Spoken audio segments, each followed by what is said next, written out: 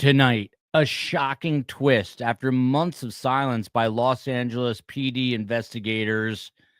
This evening, they are now reportedly looking at David, the R&B singer, as a suspect in the death of Celeste Rivas Hernandez. She is, of course, the 15-year-old girl who investigators believe was killed when she was just 14 and subsequently found in the frunk or front trunk of the R&B singer's Tesla.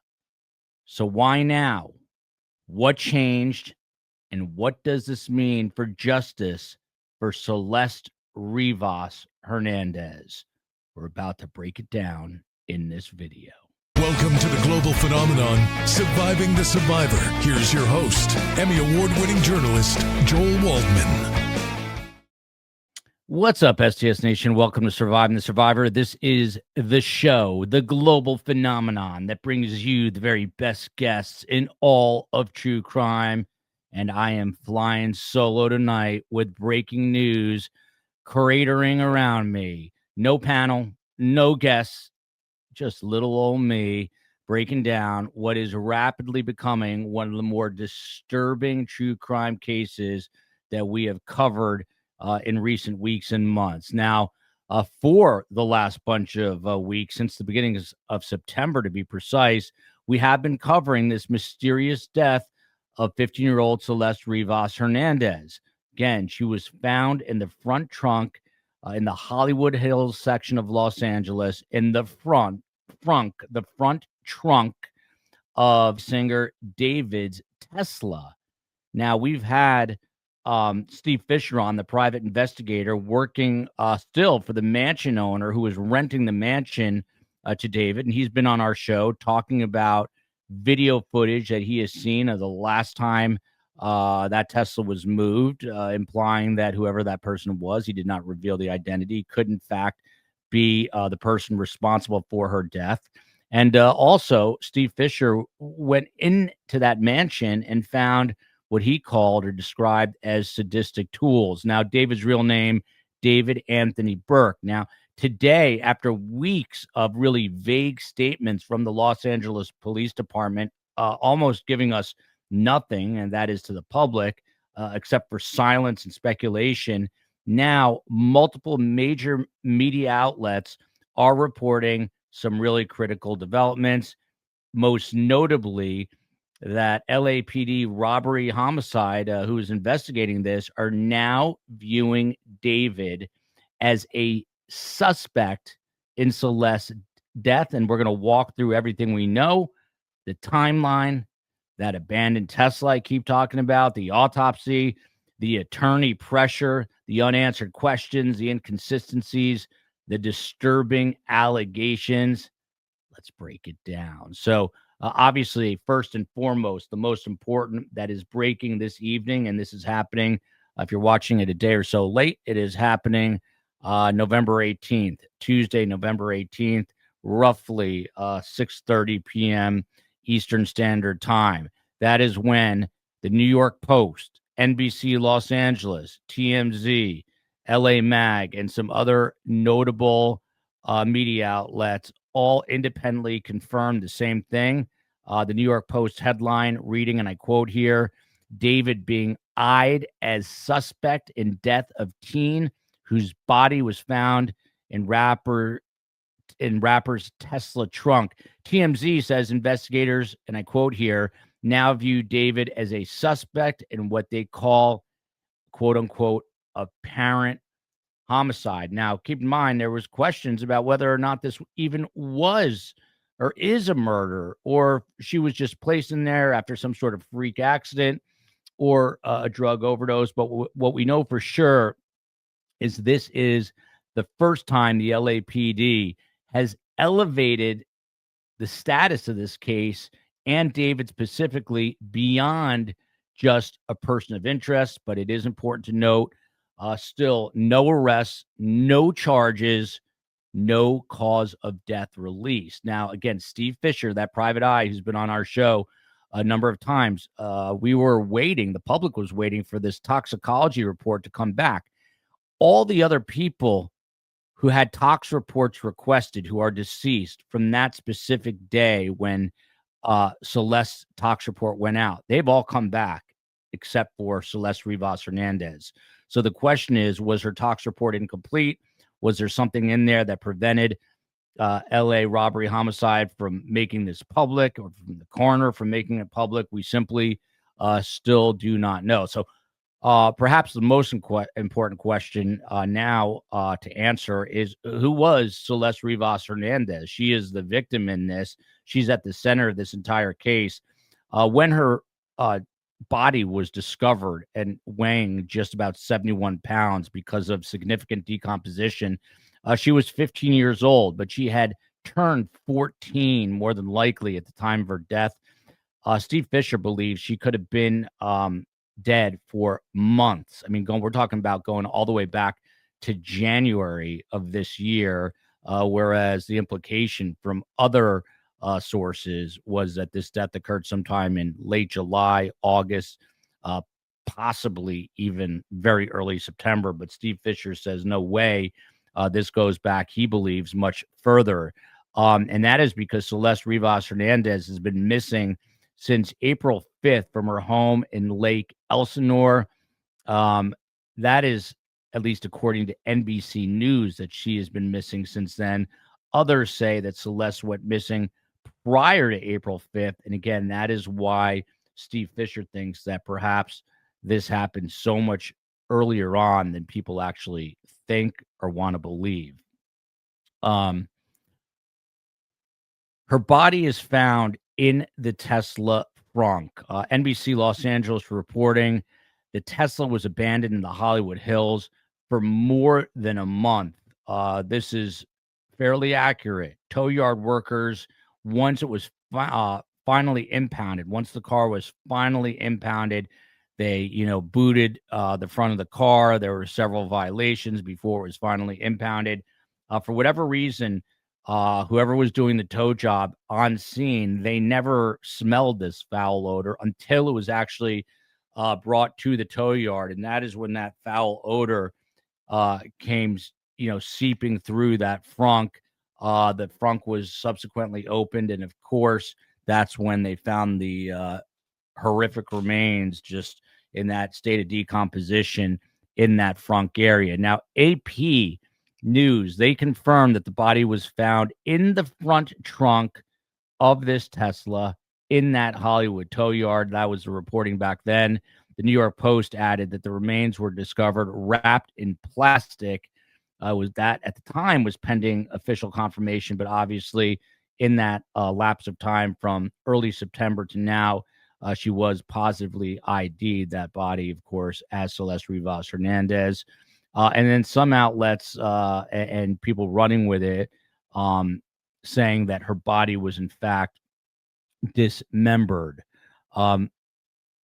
Again, so many of the details of this case have not been corroborated because the NYPD has been so incredibly tight-lipped. Even coming to you with this report tonight, this is coming from more than three, many more than just three traditional media outlets, which implies that it should be fairly accurate. But we, at least up to this point, have not heard directly from the LAPD. Now, whether they will make an official announcement at any moment, that is quite possible. If they do, we'll put it right here. If not, we will get it to you at another juncture. Will we see some sort of perp walk with David? That is yet to be seen. Some investigators, as I mentioned, believe that she died all the way back in the spring. In the spring, she disappears. Just to go over the timeline, in April 2024. Some investigators say that she died soon after that, but her body is not found until September of 2025. So there's about 17 months of unaccounted time. So the question obviously is, what happened to Celeste for those 17 months? Can that timeline be accounted for? On our show, we've previously seen surveillance video of Celeste kind of chasing down a car in Lake Elsinore. And then there's an other video where She's in her home, essentially. You just sort of hear her voice in the courtyard of this home where she lived with her parents. And they say her father has since fled to El Salvador. But in that particular video, she's arguing with some neighbors about loud music playing. And you get a sense for sort of not only the troubled neighborhood where she's from and the home that she grew up in, but just sort of the tensions that were obvious between she and these neighbors, whoever these neighbors were. So again, the question is, where was she for these 17 months? Who failed Celeste Rivas Hernandez? Hopefully this is something that LAPD is going to be able to answer. And how did her remains sit inside this vehicle registered to a celebrity on the rise, albeit, but a celebrity nevertheless, for more than a month without anyone ever noticing?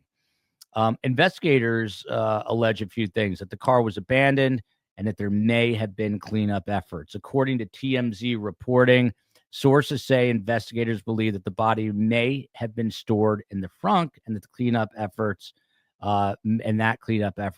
may have taken place. Sort of stating the obvious there.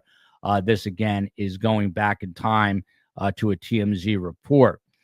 And evidence, we're not sure what sort of evidence. Now, keep in mind, again, Steve Fisher said that in the house, he only described them as sadistic tools. I mean, was this a chainsaw? Was it a hammer? I don't know. But apparently, whatever was used to dismember parts of Celeste Rivas Hernandez and then dispose of some of those dismembered body parts and or the equipment. So again, a lot of unanswered questions and a lot of dizzying concerns at this point. Now, David, the singer, originally from the Houston, Texas area, at one point his parents were interviewed, or not interviewed, they were swatted, I should say, but they were interviewed by police. When police arrived on scene, someone had made essentially a prank 911 call saying that there was a homicide at their house. The parents were really stunned in that video, saying there's nothing happened here. Police are looking at them quizzically. Police basically start to ask them questions. They answer to the best of their ability. At one point, they shut the door in the police face because I think that they were afraid of what was happening. But since that time, sources say that the singer, David, who has literally gone underground, we just haven't heard from him at all, that he has been uncooperative, according to KNBC out in Los Angeles. Now, earlier in the summer, when this all broke, there were reports that he was helping police, but apparently that really shifted quite a bit, and the shift in tone begs the question, what changed and why did he decide to go silent? How much, if anything, police have been able to get out of him because he lawyered up? That also is still unclear.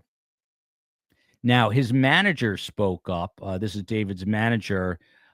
He was interviewed by the San Francisco Chronicle, and he urged the reporter there, and I quote here, to please use facts, and then went on to say, we urge the public to reserve judgment until the full facts are known. And now, obviously, we're at a new stage of this investigation. It's going to be interesting. Are we going to hear from this manager? Are we going to hear from David?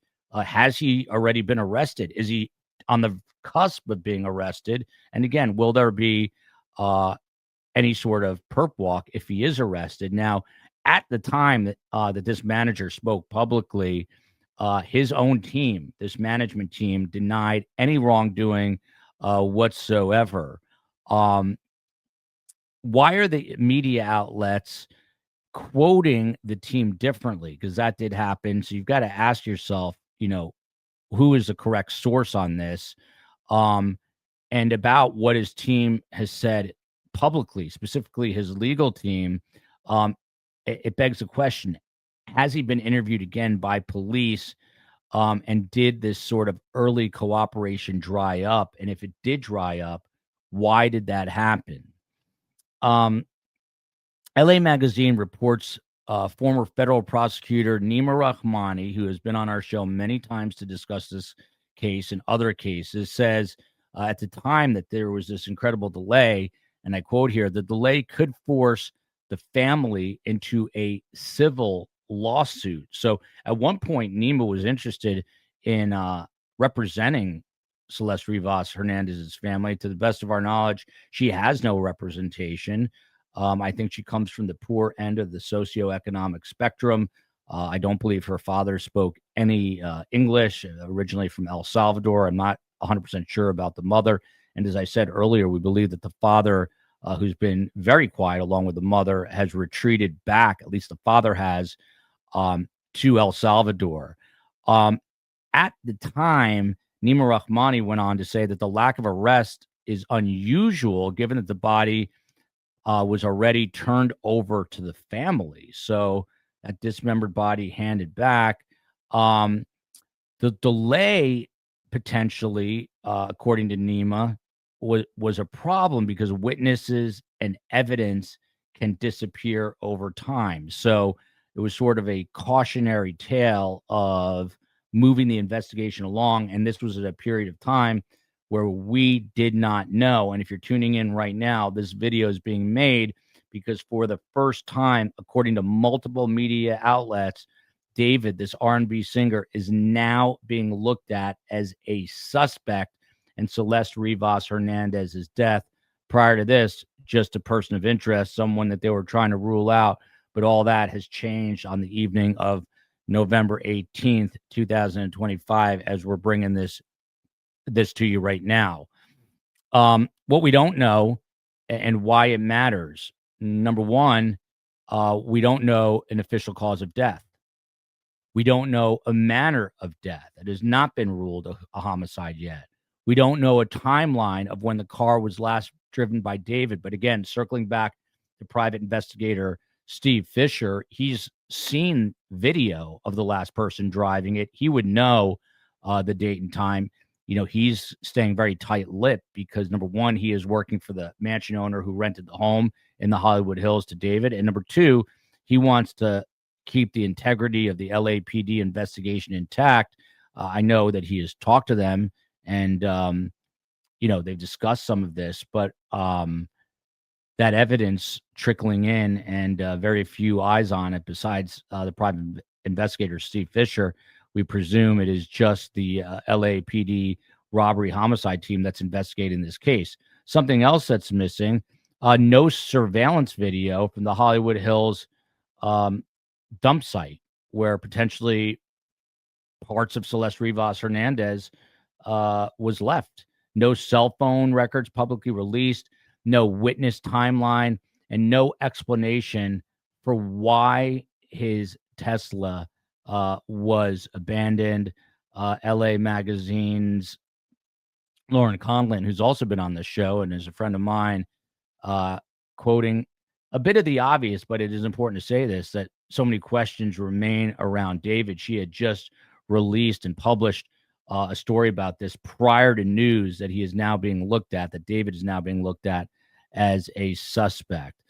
So the family here, this is heartbreak for Celeste Rivas's family and friends, that the family has been enduring this for the better part of 17 months. The autopsy is not public, so we don't know what's going on. Those toxicology reports are still being waited on. The investigation, at least up to this point, had been moving at what appeared to be or felt like a snail's pace. That suspect announcement only happening right now. So what happens, if anything, to a civil suit? Obviously, a criminal indictment, if that happens, and it appears that we're headed that way, would take precedence over any type of civil suit at this point.